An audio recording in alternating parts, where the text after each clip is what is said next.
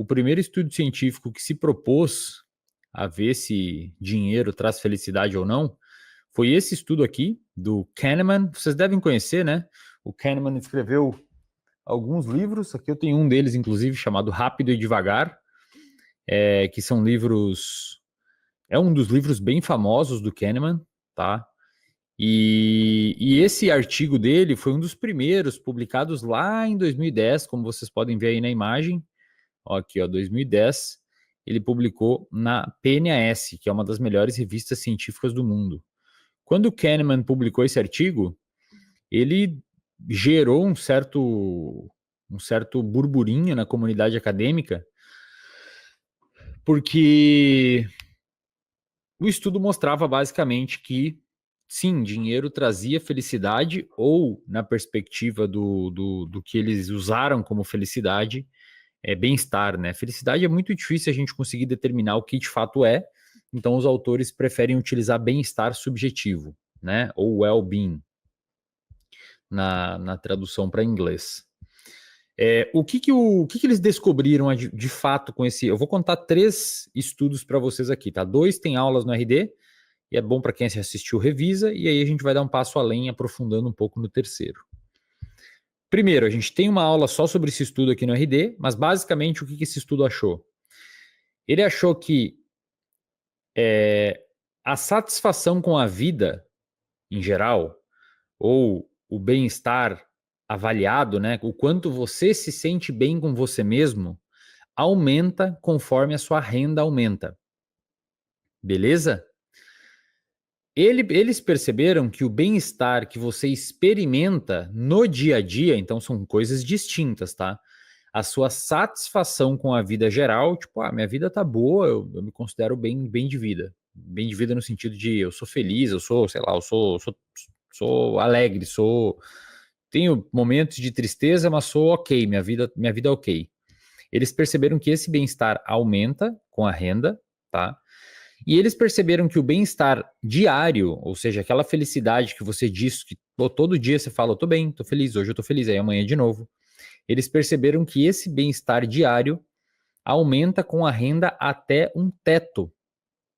E esse foi um dos principais motivos pelo qual ocorreu um burburinho quando esse estudo surgiu, porque esse teto é um teto de $75 mil ano, tá? $75 mil ano. Ou seja, você se sente melhor, o dinheiro traz felicidade para você até $75 mil ano. Vamos fazer um cálculo de padaria aqui, vezes 6, que seria o dólar. Vamos botar que está vezes 6, está um pouquinho menos, mas vai. Vezes 6. Isso daria R$450 mil por ano, dividido por 12, R$37 mil por mês. E, cara, se você for parar para pensar do ponto de vista empírico, faz muito sentido, tá? Você ganhar 12 mil ou 15 mil por mês, você consegue fazer algumas coisas bem legais se você não for uma pessoa refém de um monte de coisa luxuosa e não sei o quê. Agora, você sair de 12 e pular para 35 mil reais por mês, você consegue fazer muita coisa maneira. Você consegue frequentar melhores restaurantes, você consegue, enfim, ter mais previsibilidade, ter um carro melhor, morar num lugar melhor, etc. Né? Só que, segundo esse estudo que está na tela de vocês aí, de 2010, do Kahneman, isso tem um teto em $75 mil ano, tá? Então, depois de um certo ponto, você não sentiria mais benefício em ter mais dinheiro, né? Só que aí entra alguns problemas. Como eles analisaram esses dados para chegar nessa conclusão, né? Eles analisaram mais de 450 mil respostas de um outro index, de um outro levantamento chamado Gallup Healthways Wellbeing Index, que é um levantamento feito em 2008 a 2009, então recente, perto do que quando o estudo foi publicado. E esse levantamento tinha perguntas dicotômicas, que era basicamente assim: ontem você se sentiu feliz? Sentiu estresse? Sentiu tristeza? A pessoa tinha que responder sim ou não, né? Isso é um problema, tá? Porque perguntas dicotômicas em estudos dessa natureza podem trazer uma dificuldade metodológica, porque é muito difícil para a pessoa achar a fronteira aonde ela passa a responder sim ou não, né? Então, alguns autores levantaram alguns problemas metodológicos desse estudo, e um dos principais autores foi esse aqui, ó, o Matthew Killingsworth, que ele publicou um estudo em 2021, né? E o título é bem sugestivo, né? Ele fala que a experiência de o bem-estar aumenta conforme a renda, mesmo após os 75 mil dólares por ano. Então foi meio que uma resposta ao artigo do Daniel Kahneman, né? Lá de 2010. Como que ele fez esse estudo aqui? Estou contando uma historinha da ciência para vocês, tá? Esse estudo aqui, 11 anos depois, foi publicado pelo sujeito, Matthew, cujo sobrenome é impronunciável, e ele resolveu testar essa ideia com um método mais sofisticado, tá? O que ele fez? Como em 2010 ainda não tinha smartphone, as pessoas não tinham telefone smartphone em larga escala, você não poderia, de certa forma, aproveitar essa benesse da tecnologia, né? Já em 2021, o cara tinha esse acesso. Então ele pegou e colocou um aplicativo no telefone de uma galera, mais especificamente 33 mil pessoas, 33.391 pessoas, que ele mandava alguns pop-ups, tipo vocês recebem live no RD, não sei o quê, e a pessoa tinha que responder. Só que a diferença é que ele não fez essas perguntas dicotômicas de sim ou não, né? Ele usou uma escala contínua. Por exemplo, ele perguntava como você se sente agora? As pessoas respondiam de muito mal a muito bem, passando por bem, médio, normal, mais ou menos, e muito mal, né? Ele conseguiu 1.700.000 respostas dessas 33 mil pessoas, tá? Que eram empregadas nos Estados Unidos. E esses resultados foram bem mais refinados, né? O que ele achou? Tentando reproduzir esse estudo original do Kahneman, tá? Esse estudo aqui do Kahneman, ele tentou reproduzir, ele reproduziu, na verdade, né? Publicou, inclusive, na mesma revista, na PNAS, né? E ele percebeu que o bem-estar ele continua aumentando, ele aumenta conforme a renda, mesma coisa que o Kahneman encontrou, só que o bem-estar, ele não fica estagnado nos 75 mil dólares. Ou seja, quanto mais o dinheiro você ganha, mais feliz ou mais bem-estar você tem, mesmo acima desse teto que o Kahneman estipulou lá no estudo de 2010. Então, basicamente o que o cara fez, e de certa forma é um cara muito corajoso, né? Corajoso não, né? Ele botou os dados que ele achou. Mas geralmente quando você publica um negócio que vai contra o que um prêmio Nobel, tipo o Kahneman, tinha publicado, de fato isso chama bastante atenção, porque você está mostrando uma ideia que vai contra um dos principais trabalhos de um prêmio Nobel, né? Isso não significa que o artigo do Kahneman é ruim, né?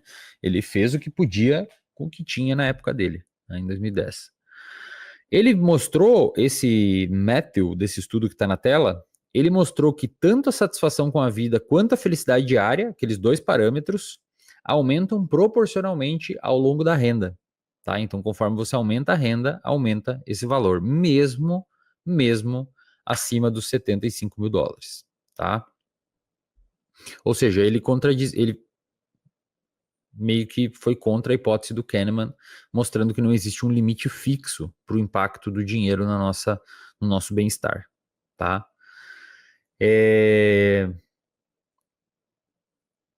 isso, né? E aí o que acontece quando surge um estudo, assim, gerou um conflito e abriu uma nova pergunta. Então, beleza, quem que tá certo agora? Esse sujeito aqui ou esse sujeito aqui? E aí veio um outro estudo, em 2023, cujos autores são, olha só quem, o próprio Matthew e o Kahneman, com a mediação de uma outra, acho que uma psicóloga, Barbara Mellers, né? E eles dizem, bom, renda e emotional well-being, eles resolveram esse conflito, né?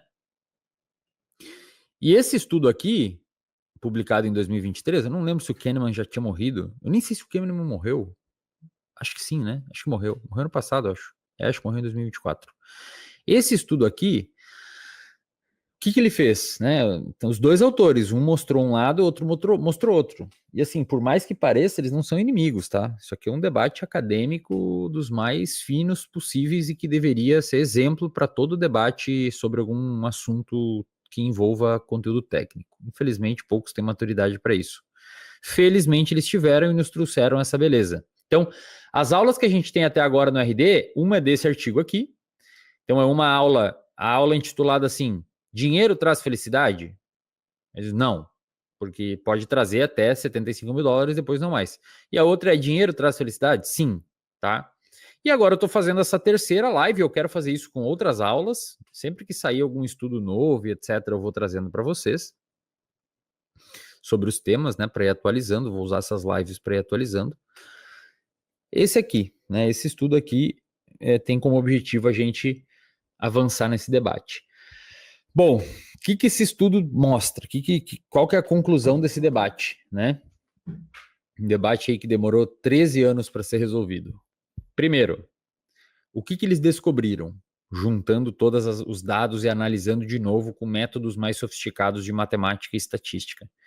Eles concluíram que os dois estavam certos. Calma, tá? Só que com limitações que eles negligenciaram nos trabalhos anteriores. O que significa isso? Eles não estratificaram o público entre pessoas naturalmente mais propensas a serem felizes e pessoas naturalmente mais propensas a serem eutímicas ou distímicas. E a gente tem aula aqui no RD sobre o que é hipertimia, eutimia, distimia, depressão, hipomania e mania, né? Que são ali várias fases de humor. A gente tem aula aqui, vocês têm que acompanhar isso. Ó, se começar uns barulhos de obra aqui, eu tô fazendo na sala hoje, porque no escritório a obra tá em cima do escritório, cara. Parece que eles estão com a furadeira dentro do meu crânio. Então eu vim para cá, fechei todas as portas e espero que esse microfone aqui esteja abafando. Mas é o ossos do ofício, faz parte, né? Os caras estão no horário que eles podem fazer esses barulhos, fazer o quê? O que eles encontraram? Para 80% das pessoas, que é aquelas pessoas um pouco mais, 60%, 80% das pessoas que são um pouco mais propensas a terem mais felicidade ou serem mais impactadas pelo dinheiro ou por qualquer outra coisa, por relacionamento, filme, férias, qualquer outra coisa boa, o bem-estar aumenta linearmente com a renda, sem platô. Ou seja, existem algumas pessoas que quanto mais a renda, mais ela vai se sentir feliz, tá?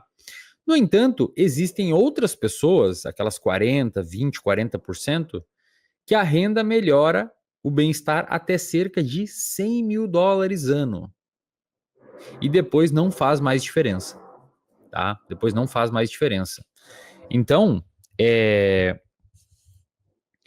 basicamente eles descobriram que os dois estão certos, porque para um grupo específico de pessoas, de fato, mais dinheiro traz mais alegria, e para um outro grupo específico de pessoas, mais dinheiro não traz mais alegria, tá? Não traz mais alegria. Onde eu me encontro nisso daqui? Eu me encontro, na minha análise, eu acho que eu sou uma daquelas pessoas que mais dinheiro não vai trazer mais alegria. Por quê? Porque eu já me considero financeiramente aposentado. Hoje eu poderia desaparecer, eu realmente poderia, é muito louco pensar isso, né?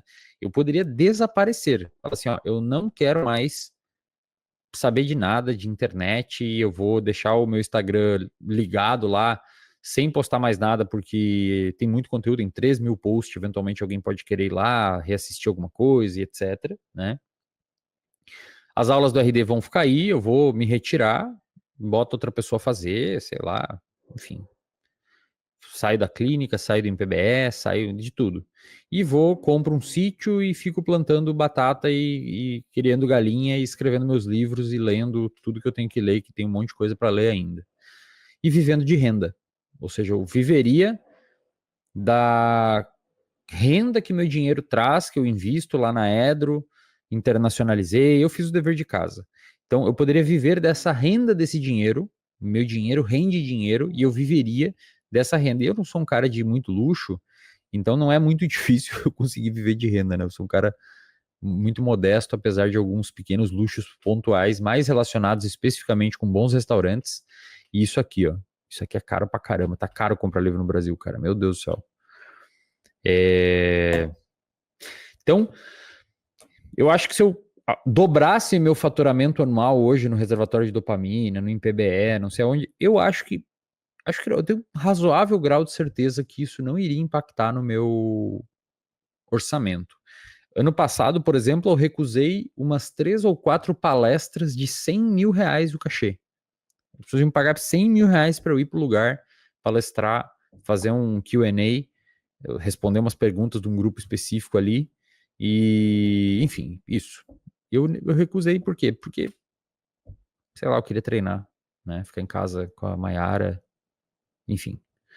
E é isso, entendeu? Então, eu acho que eu sou nesse grupo de pessoas que não ficaria mais impactado. Então, é verdade que, historicamente, o meu grande objetivo financeiro sempre foi comer num restaurante bom sem olhar o preço. Acho que depois que eu atingir isso e consigo ter um nível de conforto mínimo aqui para ler e fazer minhas coisas, realmente não vejo como o dinheiro me traz mais alegria, entendeu? Acho que essa alegria ela tem que ser procurada em outros lugares, na literatura, na produtividade. Estou escrevendo minha newsletter, treinando escrita. Espero que em breve saia um livro meu aí, né? Porque não satisfeito com o fato de ter que escrever um livro, eu não quero escrever um livro de ensaio. Poderia escrever um livro de ensaio, eu poderia pegar as aulas do RD, organizá-las dentro de uma lógica narrativa e basicamente publicar um livro com o conteúdo que eu tenho técnico aqui. Isso seria um livro de ensaio, né? Poderia ser lá um livro intitulado A Trivialidade da Excelência, uma das aulas mais assistidas aqui do RD. E eu passar o livro todo explicando a neurobiologia da formação de um hábito, primeiro como funciona o cérebro, depois, enfim, tudo que a gente tem aqui, o vício, o hábito, TDAH, os transtornos, e amarrar tudo isso dentro de uma lógica, com umas pitadas de sarcasmo e humor ácido, e a gente teria um belo, modéstia à parte, livro sobre comportamento e neurociências, né? Provavelmente seria um livro muito bem vendido, principalmente se eu emburrecesse um pouquinho o título, sabe? Se eu deixasse o título um pouquinho bobo, eu acho que venderia muito. Se eu aproximasse o título de um título de autoajuda, um pouco mais bobo, assim, eu acho que venderia bastante. Né? Bobo no sentido de tirar da, sei lá, tipo, torne-se um titã, sabe, esses títulos? Eu acho que venderia muito, e muito provavelmente seria um best-seller nacional, considerando o meu tamanho, né? Imagina se só vocês comprarem aqui, os alunos do RD, já dá uma bela de uma venda. Só que por que eu não faço isso? Primeiro porque, cara, tem todo o conteúdo aqui. Vocês que são alunos iam ler o livro, beleza, ia falar, pô, mas pelo menos eu tenho físico aqui, posso revisar mais fácil. Ia ser muito parecido, porque eu tenho 150 aulas aqui dentro. Inclusive, você que está assistindo, você tem que assistir às aulas. Porque tem muita aula boa que talvez você não assistiu, com muito conteúdo bom, que demorou muito tempo para conseguir fazer esse conteúdo, né? Pode tirar da tela aí o coisa agora. E por isso que eu digo que vocês têm que navegar mais aqui dentro do RD, né? Porque a gente tem bastante coisa bacana aqui pra gente conseguir consumir. E eu poderia escrever esse livro. Provavelmente ele seria um best-seller, provavelmente muitas pessoas comprariam, mas não ia ser desafiador para mim, por incrível que pareça. Porque eu já escrevi dissertação de mestrado, já escrevi tese de doutorado, já escrevi paper. Essa escrita ensaio, os próprios roteiros das aulas do RD muitas vezes davam 10, 15 páginas de escrita. Então essa escrita ensaio, para mim, ela não é muito reforçadora no sentido de recompensa, né? Ela é uma escrita mais técnica, já está quase que automatizada. Não é difícil escrever ensaio hoje no meu contexto, né? Aí o que eu estou fazendo? Estou me aventurando no romance, como se não fosse, como se não fosse muito fácil, né? Como se não tivesse mais nada para fazer. Eu estou agora escrevendo um romance. Escrevendo não, quero começar a escrever um romance, né? E estou treinando isso na minha newsletter. Eu não sei se vocês estão inscritos na minha newsletter, se você não tiver, inscreva-se na minha newsletter lá pelo link da bio do meu Instagram, é gratuito, não tem custo algum. E a próxima newsletter, acho que será enviada na quinta-feira, será sobre não diria que é um romance, né? Porque não é muito pequenininho, mas vai ser uma construção dentro de uma lógica fora das escritas de ensaio, escrita técnica. Então eu consegui brincar ali com 2 personagens, construir os personagens, construir o cenário, narrei o cenário, né? Coloquei as emoções que estão em volta e, enfim, deu umas 20 páginas, vai ser bem legal e no meio tem um conteúdo um pouquinho mais técnico, enfim, vai ser massa.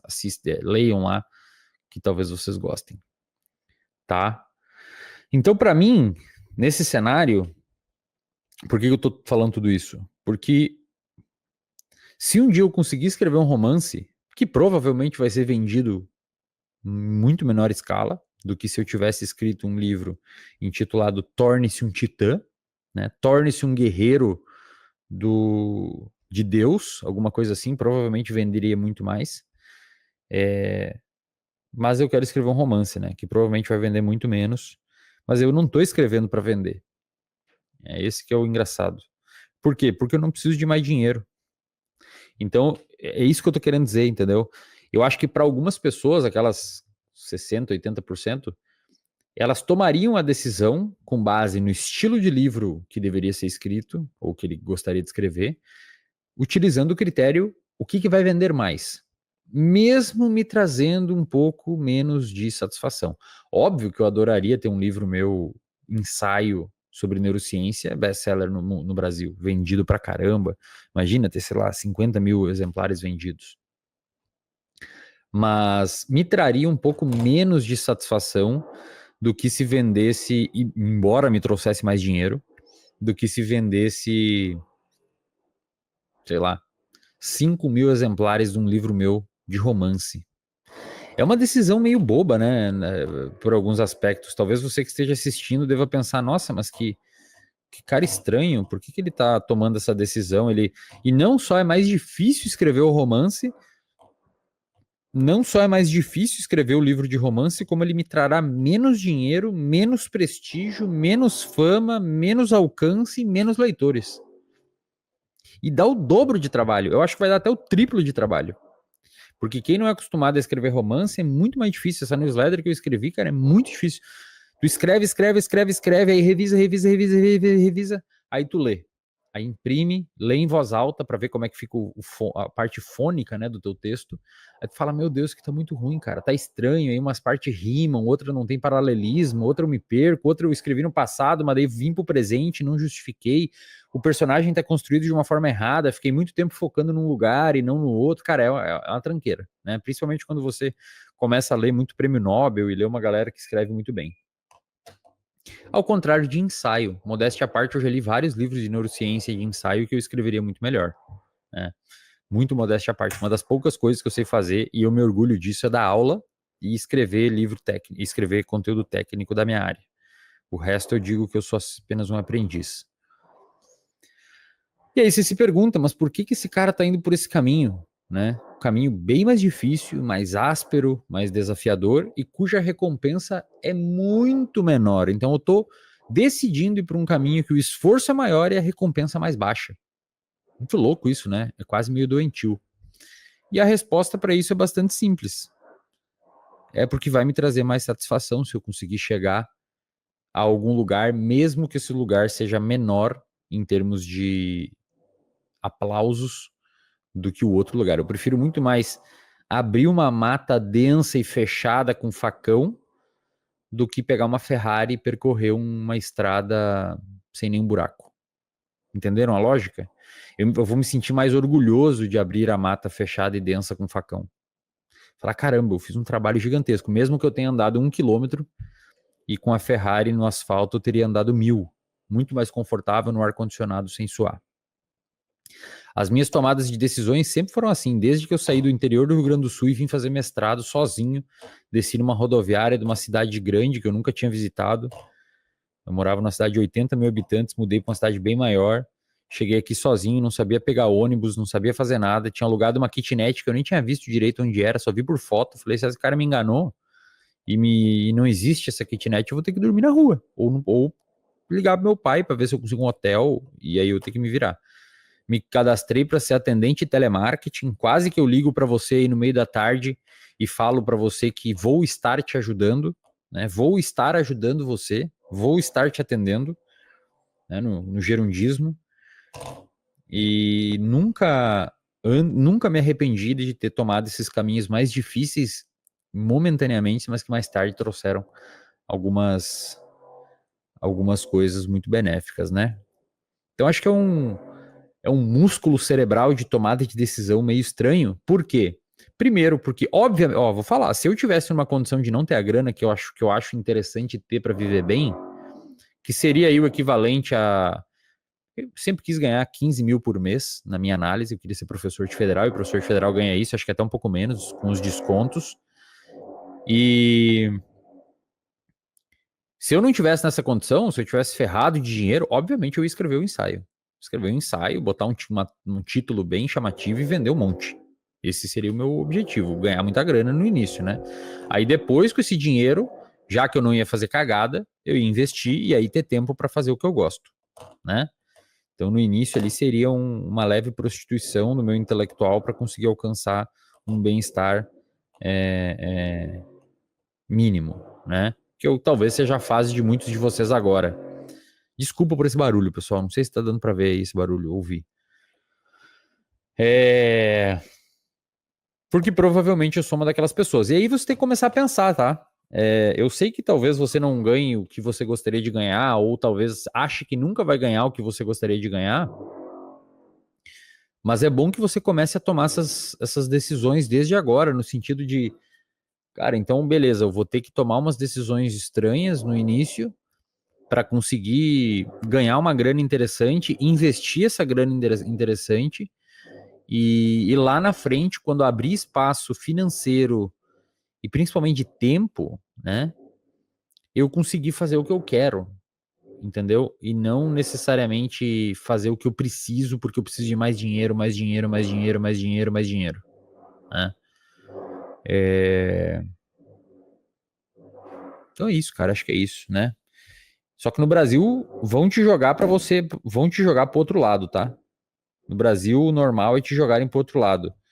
As elites brasileiras, elas adoram a ostentação, né? Os cantores brasileiros adoram ostentação, até mesmo os jornalistas adoram ostentação.